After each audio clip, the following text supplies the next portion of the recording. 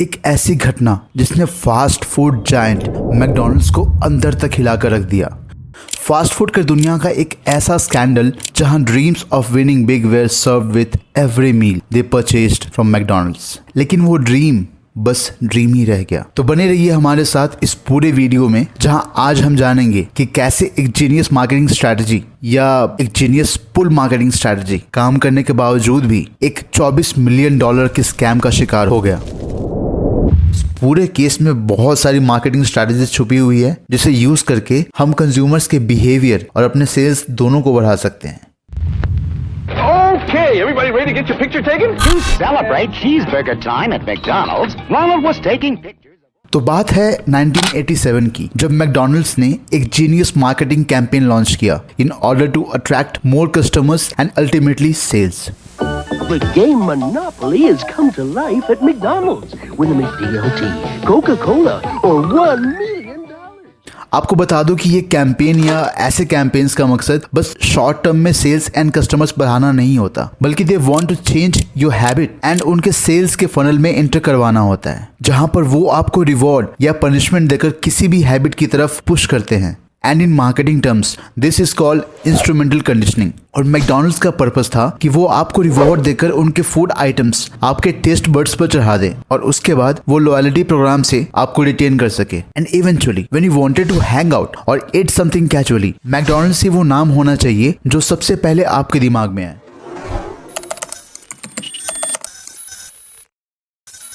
So in this campaign, McDonald's use a game जिसे हम English में मोनोपोली और हिंदी में व्यापारी भी कहते हैं। इस पूरे कैंपेन को मैकडॉनल्ड्स मोनोपोली कैंपेन का नाम दिया गया। इस कैंपेन में मैकडॉनल्ड्स के किसी भी प्रोडक्ट खरीदने पर उसमें अटैच पीसेस मिलते थे जो लोगों को रिवॉर्ड्स दिलाते थे, इधर इन द मॉनेटरी और in the non monetary form. ऐसे कैंपेन्स हम भी बचपन से देखते आ रहे हैं। जैसे लक्स ने गोल्डन कॉइन हंट लॉन्च किया, शांति आमला हेयर ऑयल ने शांति रखो सोना मिलेगा कैंपेन लॉन्च किया। जैसे मैं इस मेन मुद्दे से भटक के आपको कैंपेन्स के बारे में बताने लगा, वैसे ये आप मत भटक जाना, बस अंत तक बने रहना, काफी कुछ सीखने को मिलेगा। थोड़ा सा पीजी हो गया नहीं? ठीक है, अब थोड़ा सीरियसनेस फिर से लाते हैं। इस कैंपेन को सालों तक दुनिया के डिफरेंट कॉर्नर्स में डिफरेंट नियम के साथ चलाया गया, लेकिन ये स्कैम यूएसए में हुआ जो लगातार 13 सालों तक चला। नियम काफी सिंपल येट अट्रैक्टिव, एडिक्टिव और लुक्रेटिव था।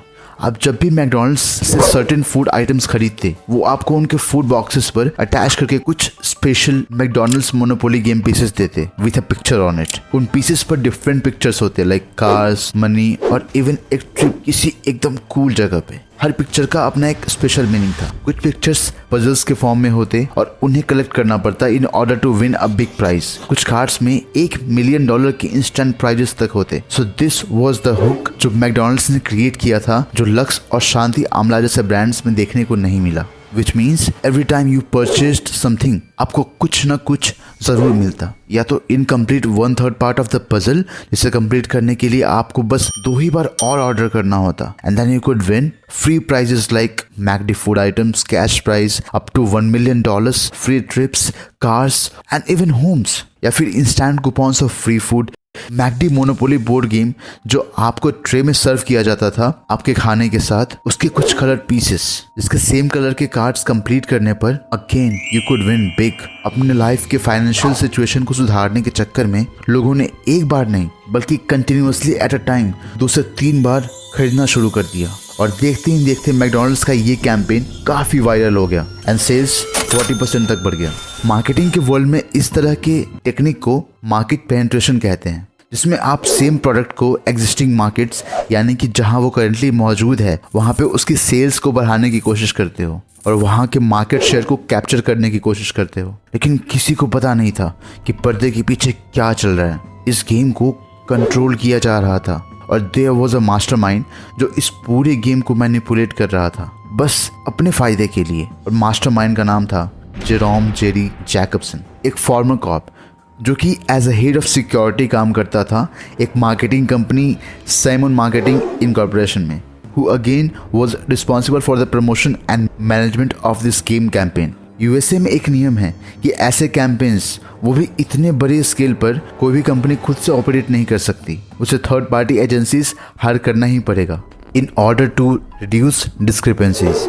जेरी ने पूरे गेम के डिस्ट्रीब्यूशन में एक फ्लॉ फाइंड आउट किया जिसने ये इंश्योर किया कि कोई भी high value winning pieces Canadian market तक ना पहुंचे। इसका मतलब ये था कि chances of winning the grand prizes were significantly lower than it was advertised. और ये फ्लॉ जेरी के लालच को अपनी ओर और आकर्षित करने लगी एंड जेरी डिसाइडेड कि वो इन पीसेस को चुरा कर उससे मुनाफा कमाएगा and he made a plan जिसमें वो उन चुराए हुए पीसेस को अपने ट्रस्टेड पार्टनर्स को देके उसमें से मुनाफा कमाएगा। और इवेंचुअली जेरी ने बड़ी ही चालाकी से उन विनिंग पीसेस को कॉमन पीसेस से रिप्लेस कर दिया ताकि उसकी ये फ्रॉड एक्टिविटी किसी के पकड़ में ना आए। और जेरी उन चुराए हुए पीसेस को अपने दोस्तों, रिश्तेदारों और यहाँ तक कि कई बच्चों के हॉस्पिटल्स में भी एनोनिमसली भेजता रहा। और Saint Jude's Children's Research Hospital में तो उन्होंने $1 मिलियन जीतने वाले गेम पीसेस तक को भेजा। लेकिन एक दिन जेरी की जिंदगी में एक और जेरी आया, जेरी कोलंबो।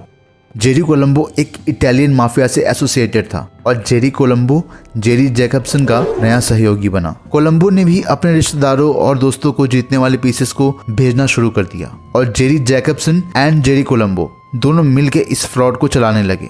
लेकिन फिर एक इंसिडेंट हुआ जहां से कहानी ने एक नया मोड़ ले लिया। कोलंबो एक कार एक्सीडेंट में मारा गया और जेरी जैकबसन अकेला रह गया। इस बीच FBI को एक एनोनिमस कॉल आया जिसमें उसने FBI को मैकडॉनल्ड्स मोनोपोली फ्रॉड के बारे में बताया। फिर FBI ने एक ऑपरेशन चालू किया जिसका नाम था ऑपरेशन फाइनल आंसर, जिसमें FBI के 25 स्पेशल एजेंट्स को चुना गया। बॉलीवुड तो खामोखा ही बदनाम है। अब ऐसी चीज़ें असल में होती हैं वो भी इतने बड़े कंपनी में, तो बॉलीवुड तो बस उसमें थोड़ा सा नमक मिर्च लगाकर कहानियाँ बनाता है। माफ करना, मैं मुझसे मैं इधर उधर निकल जाता हूँ। हारमोनियम बजा। उन एजेंट्स ने इस ऑपरेशन में 20,000 फोन नंबर्स को ट्रेस किया और कई सारे सबूत जमा किए, लेकिन फिर भी उतना स्ट्रॉन्ग एविडेंस नहीं मिल पाया। फिर जीतने वाले लोगों को ट्रैक करने के लिए उन लोगों ने शैमरॉक प्रोडक्शन हाउस के नाम से अंडरकवर ऑपरेशन शुरू किया। फिर एक बार एक जीतने वाले के अनाउंसमेंट पर ये अंडरकवर एजेंट्स फिल्म क्रू के रूप में उनके पास पहुंचे और जीतने वाले के घर गए और वहां जानबूझकर फिल्म क्रू बनके उनके तरह के सवाल पूछने लगे। FBI के इस इन्वेस्टिगेशन ने कई रेड्स, अरेस्ट्स को अंजाम दिया और इस पूरे मोनोपोली स्कैम के मास्टरमाइंड्स को अनमास्क किया एंड इन द एंड 50 लोगों से भी ज्यादा को मेल फ्रॉड और मनी लॉन्ड्रिंग के केस में अंदर कर दिया गया। मैकडॉनल्ड्स ने तुरंत ही एक्शन लेते हुए साइमन मार्केटिंग से अपना कॉन्ट्रैक्ट तोड़ा और माफी के रूप में मैकडॉनल्ड्स ने $24 मिलियन रैंडम कस्टमर्स को दे दिया।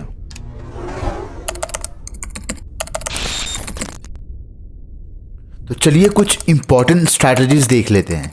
Number 1, gamification. मैकडॉनल्ड्स ने यहाँ मोनोपोली को यूज करके पूरे कैंपेन को गेमिफाई कर दिया जिससे कि कस्टमर्स और इंगेज हो सके और उनके अंदर मैकडॉनल्ड्स का नाम सुनते ही एक्साइटमेंट हमेशा बना रहे। By turning the purchasing process into a game, customers were motivated to collect game pieces and participate in the promotion, leading to increased sales and customer engagement. Number 2, exclusive prizes and incentives. This promotion offered exclusive prizes including cash, cars, vacations and even a chance to win a multi-million dollars. और ऐसे desirable और exclusive incentives के कारण McDonald's ने एक sense of urgency create कर दी और इससे उनके interest को और बढ़ा दिया, encouraging them to participate and increase their purchase to collect game pieces. Number 3, emotional connection. इस पूरे प्रमोशन कैंपेन ने लोगों को मैकडी के प्रति और भी इमोशनली जोड़ दिया क्योंकि इस कैंपेन में मैकडॉनल्ड्स ने बहुत सारे चैरिटेबल ऑर्गेनाइजेशंस जैसे कि सेंट ज्यूड्स चिल्ड्रन रिसर्च हॉस्पिटल से टाई अप किया था और इस स्ट्रैटेजी से ना ही सिर्फ इस कैंपेन में एक फिलैंथ्रोपिक एंगल ऐड किया बल्कि आम जनता का मैकडॉनल्ड्स से एक पॉजिटिव एसोसिएशन भी क्रिएट किया। Number 4, multi channel marketing. इस कैंपेन को सक्सेसफुल प्रमोट करने के लिए मैकडॉनल्ड्स ने platforms like newspaper, TV, in store displays जैसे सारे अवेलेबल प्लेटफॉर्म्स का यूज किया जिससे कि they were able to maximise the reach and also create a buzz around the promotion ensuring a wider audience engagement. Number 5, brand affiliation. एक famous monopoly board game के साथ partnership करने से McDonald's was able to tap into existing popularity and familiarity of the game और एक well known और loved brand के साथ मिलने से they leveraged the positive brand perception and nostalgia associated with the monopoly to attract customers and create a sense of excitement और one of the most important lesson creating a sense of scarcity, मतलब कि जल्दी ले लो वरना तुम $1 million का मौका चूक जाओगे। McDonald's limited the distribution of certain game pieces creating a sense of scarcity and increasing the desire among customers to collect specific pieces. I hope कि आपको ये वीडियो वर्थ गिविंग टाइम लगी हो एंड हम ग्रो कर रहे हैं आपके सपोर्ट से, उतने स्पीड से तो नहीं लेकिन your feedback is most important to us and if you want to be part of the note community subscribe करके हमारे साथ जुड़ जाइए।